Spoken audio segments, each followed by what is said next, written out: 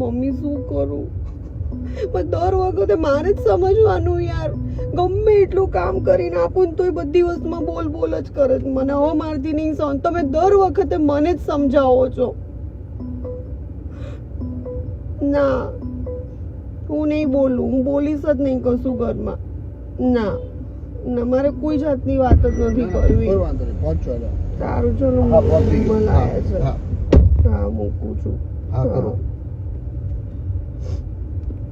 શું હતું આ? કોઈ નહીં, મમ્મીનો ફોન હતો. એટલે કોના મમ્મીનો? મારા મમ્મીનો? મારા મમ્મીનો હતો. શું ચિંતા કરતા હતા ઘરની માથાકૂટોમાં. તમે ધંધાના ટેન્શનમાં હોય એટલે હું તમને કશું ના કહું તો મમ્મીને તો વાત કરું કે ના કરું? હું મારું દિલ ક્યાં ઠારું?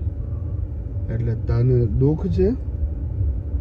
દુઃખ હોય તો જ માણસ માને કાલ ફોન રાત્રે કરે પણ એક ને. મિનિટ, કાલે રાત્રે પણ તું તારા મમ્મીને તે ગેલેરીમાં જઈને વાત કરતી હતી, હું સાંભળતો હતો, બરાબર? મને એક સવાલનો જવાબ આપ. તારી ઉંમરમાં ને મારી માના ઉંમરમાં કેટલો ફરક છે? આમ મોઢું નો ફેરવીશ, હું તને પૂછું ને એનો જવાબ આપ. તારી ઉંમરમાં અને મારી માના ઉંમરમાં કેટલો ફરક છે? ઘણો ફરક છે. છે. એક મિનિટ, ઘણો ફરક છે ને? એક મિનિટ, ઘણો ફરક છે ને? તો એ બોલે તો તું હા પાડ ને. તું ખાલી ખોટું તું તારા મમ્મીને કે તારા તને તો મને તો ટેન્શન આપે, તું તારા મમ્મીને ટેન્શન આપે. એ બે શબ્દ તને કે, તું બે શબ્દ બીજા મગજમાં વિચારે, પાછું તને એના પ્રત્યે વેર ચડે. એવું શું કરવું જોઈએ? મેં તને કઈ કીધું ક્યારેય? એક મિનિટ, મારા મમ્મી યારે તારે કઈ પણ માથાકૂટ થાય તું મને ગમે તેટલું કે હું તને તો કોઈ દિવસ તારો ફોલ્ટ આપું છું? આ કે નાનો જવાબ આપ. કોઈ તમને ધંધાના ટેન્શનમાં કઈ કહેતી અરે નથી. પણ કાલ રાત્રે એક મિનિટ, કાલે રાત્રે તારો ફોન ચાલતો તો મેં તને આઈને એવું કીધું ફોન મૂકી દે એમ? 1.5 કલાક સુધી તે તારા મમ્મી યાર વાત કરી, મેં તને એમ કીધું ફોન મૂકી દે એમ? કીધું નથી? કીધું ને? તો એક સીધી વસ્તુને લોજિકલ વાત સમજ. તું તારા મગજમાં જેટલું ઉતાર્યા કરીશ એટલું ઉતરતું જ રહેશે. તમારે બેને તો અંદરો ઇન્ટરેસ્ટ થશે.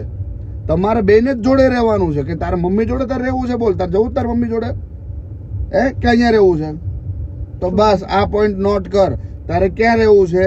મારા મમ્મી જોડે, મારી જોડે, મારા પરિવાર જોડે. તું ખાલી એમની એવું સમજ, એની ઉંમર થઈ ગઈ છે તો એ બોલે છે તો અહીંથી સાંભળીને અહીંથી કાઢ નાખ ને. હા મમ્મી, હસતા મોટે કહી દે.